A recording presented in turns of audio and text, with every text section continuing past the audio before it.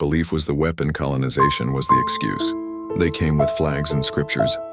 But the weapon wasn't the sword, it was the story. The belief that they were right and everyone else was lost. Colonization didn't just take land, it took truth. It told the indigenous soul, you are wrong.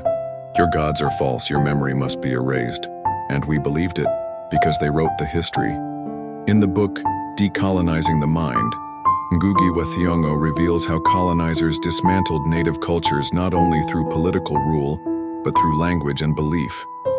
To control a people, you must first convince them their soul is savage. Their own stories become their shame. In the book, God is Red, Vine Deloria Jr. contrasts Native American spirituality with Western Christianity. He shows how the West made belief a matter of abstract doctrine, while indigenous traditions grounded it in land, ritual, and relationship.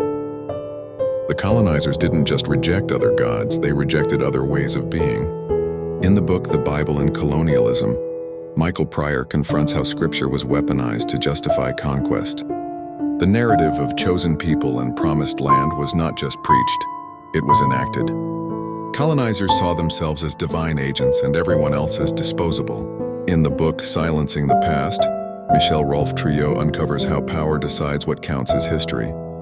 The stories of resistance, of sacred traditions, of spiritual depth, they were erased. Not by accident, but by design.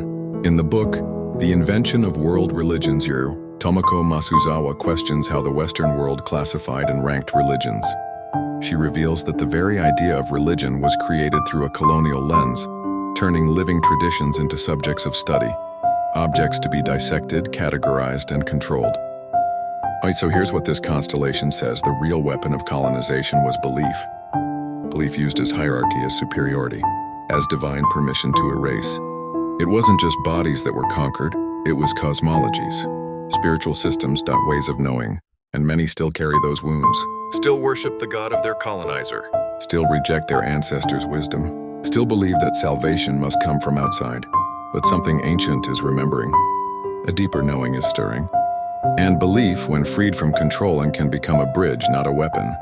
Then maybe we ask ourselves, whose beliefs live inside me? Have I mistaken domination for divinity? What truths were buried in the name of truth? What do my ancestors still whisper beneath the noise? Can I trust what was called primitive to be sacred?